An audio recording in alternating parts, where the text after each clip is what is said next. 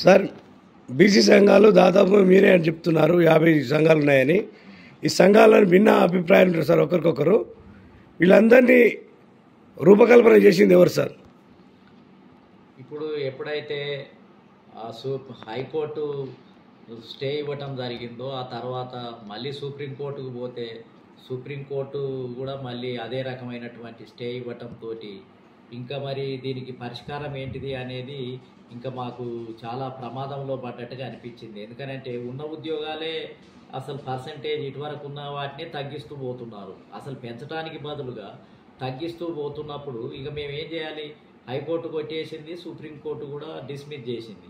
ఇంకా మరి మేము ఏం చేయాలి అంటే ఇప్పుడు కేంద్ర ప్రభుత్వం మీద ఒత్తిడి తీసుకురావాలి, రాష్ట్ర ప్రభుత్వం మీద ఒత్తిడి తీసుకురావాలి. రాజకీయ పార్టీలు ఈ బీసీల రిజర్వేషన్ల పెంపుకు, రాజ్యాంగ సవరణకు అనుకూలంగా వాళ్ళను మా వెంట తీసుకొని పోవాలి అని అంటే బీసీ సమాజం ఒక్కటై ఉంది, బీసీలంతా ఐక్యమయ్యారు. బీసీలు ఇంకా బీసీలకు అనుకూలంగా లేకపోతే వీళ్ళు ఓటును నిరాకరిస్తారు, ఆయా పార్టీలను కూడా గద్దెదించే శక్తి వీళ్ళకు ఉంది అని తెలియజెప్పాలి అని అంటే ఇంకా బంధు తప్ప మాకు వేరే మార్గం అనిపించలేదు. ఎందుకనంటే ఇప్పుడు మేము చేసిన బంధు చాలామంది ఏమనుకుంటున్నారు అని అంటే కోర్టు స్టే ఇచ్చినందుకు చేశారా అని అనుకుంటున్నారు వాళ్ళు. కానీ మేము కోర్టు స్టేలు ఇటువరకు చాలా సందర్భాల్లో ఇవ్వటం జరిగింది.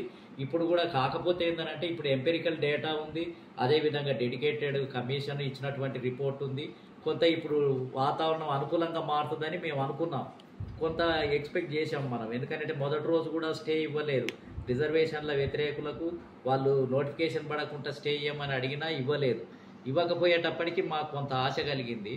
ఆశ కలిగి ఇది కొద్దిగా పాజిటివ్గా వస్తుందేమోనని మేము ఊపిరి పీల్చుకున్నాం. కానీ మరి మళ్ళీ తర్వాత అది స్టే ఇవ్వటంతో ఇంకా మాకు ఇక కేంద్ర రాష్ట్ర ప్రభుత్వాలను నిలదీయాలి అని అంటే వాళ్ళలో మార్పు తీసుకురావాలి అని అంటే బంధు తప్ప వేరే మార్గం లేదు. చాలామంది బంధుకు అన్ని రాజకీయ పార్టీలు మద్దతు ఇస్తున్నాయి, ఇలా వీళ్ళనెవరు, శత్రువు ఎవరు, ఇంకా మరి ఎందుకు ఇచ్చినట్టు అని కూడా చాలామంది అడుగుతున్నారు.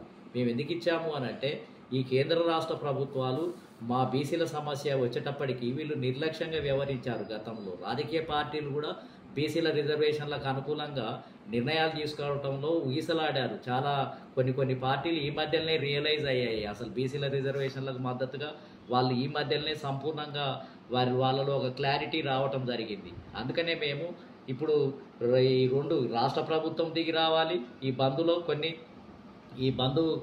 బంధు చేయటం వల్ల రాష్ట్ర ప్రభుత్వం కూడా బలంగా ఇప్పుడు బంధు జరిగింది. ఇప్పుడు 18వ తేదీ నిన్న బంధు సంపూర్ణంగా జరిగింది. మొత్తం ఏంటంటే అందరూ అసలు ఊహించని విధంగా బంధు జరిగింది. ఇప్పుడు కాంగ్రెస్ పార్టీ కొంత సునాయాసంగా చొరవ చేసి మేము చెప్పే బీసీ జేఏసీ చెప్పేదాన్ని విని కాంగ్రెస్ పార్టీలో కూడా ఒక మార్పు వస్తుంది. అదేవిధంగా బీజేపీ కూడా బిగిసిపోయి ఇంకా మేము చేయాలన్నా లేదా, ఇది కాంగ్రెస్ పార్టీ ఇచ్చిన వాగ్దానము, మాకేముంది, మేమెందుకు వీళ్ళకు సహకరించాలని బీజేపీ బిగగట్టుకొని కూర్చుంది, మాకు సంబంధం లేదన్నట్టుగా బీజేపీ పార్టీ వ్యవహరిస్తుంది. ఇప్పుడు మేము ఈ బంధు విజయవంతం చేయటం వల్ల, ప్రజలందరూ పాల్గొనటం వల్ల మా పక్షాన బీసీల పక్షాన ఎస్సీ ఎస్టీలు కూడా మద్దతుగా ఉన్నారని తెలిసిన తర్వాత ఇప్పుడు బీజేపీ కూడా లొంగి రావడానికి, బీజేపీ కూడా మేము చెప్పిన డిమాండ్కు అంగీకరించాల్సిన అనివార్య పరిస్థితి ఏర్పడ్డది. కాబట్టి మేము వ్యవస్థలకు వ్యతిరేకంగా బంద్ చేశాం. ఇటువరకు ఉన్నటువంటి పార్టీలు మా ఎడల వివక్షతను చూపించినటువంటి దృక్పథానికి మేము ఇచ్చాం. కాబట్టి చాలామంది ఏమనుకుంటున్నారంటే కోర్టులు స్టే ఇస్తే బంద్ ఇస్తారా, లేకపోతే మీరు ఏ పార్టీకి వ్యతిరేకంగా బంద్ ఇచ్చారు, బీజేపీకి వ్యతిరేకమా, కాంగ్రెస్కు వ్యతిరేకము అని అంటే మేమేందనంటే రాష్ట్రంలో కాంగ్రెస్ ప్రభుత్వం ఉంది, సెంట్రల్లోనేమో కేంద్ర ప్రభుత్వం ఉంది. కాబట్టి ఈ పార్టీలు ఏదో రకంగా నిర్లక్ష్యం చేయటం వల్లనే ఈ సమస్య ఇక్కడ దాకా వచ్చింది. వాళ్ళు కనుక అసలు రిజర్వేషన్లతో సంబంధం లేకుండానే కాంగ్రెస్ పార్టీ పెద్ద మొత్తంలో బీసీలకు ఎమ్మెల్యే టికెట్ ఇచ్చి ముఖ్యమంత్రులను చేసి పెద్ద మొత్తంలో వాళ్లకు స్థానం ఇస్తే మాకు ఈ పరిస్థితి ఎందుకు ఉత్పన్నమయ్యేది? బీజేపీ పార్టీనే పెద్ద మొత్తంలో ఎమ్మెల్యే టికెట్లు ఇచ్చి, ఎంపీ టికెట్లు ఇచ్చి గతంలోనే పరిష్కారం చేసి ఉంటే మాకు ఈ పరిస్థితి అవసరమే లేదు. కమ్యూనిస్ట్ పార్టీలు అన్నీ కూడా గతంలోనే కులం సమస్యను గుర్తించి మా పక్షాన కష్టజీవులే అని వాళ్ళు పోరాటం చేసి వాళ్ళ పార్టీ నాయకత్వ స్థానాలలో కూడా మాకు తగిన ప్రాతినిధ్యం ఇచ్చుంటే ఈ సమస్య ఇంత దాకా అయ్యేది కాదు.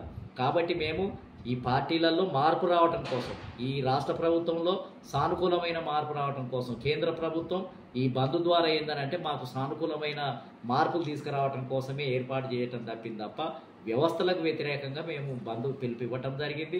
ప్రజలంతా కూడా ముక్త కంఠంతో సంపూర్ణంగా వచ్చారు. ఇప్పుడు కాంగ్రెస్ పార్టీ తాను నిర్వహించాల్సిన పాత్ర నిర్వహించాలి. బీజేపీ కూడా తాను రాజ్యాంగ సవరణకు వాళ్ళు కూడా ముందుకు రావాలి. కాబట్టి మేము ఖచ్చితంగా ఈ పార్టీలకు ఈ ఒక హెచ్చరిక చేయటం కోసమే ఈ వ్యవస్థలు, అందులో బీసీ సమాజంలో కూడా ఒక చైతన్యం తీసుకొని వచ్చి ఐక్యంగా తీసుకురావడానికి ఒక బలమైన కారణానికి ప్రజల్ని సమాయత్తం చేయటం కోసమే మేము బంద్ రూపంలో ఇవ్వటం జరిగింది.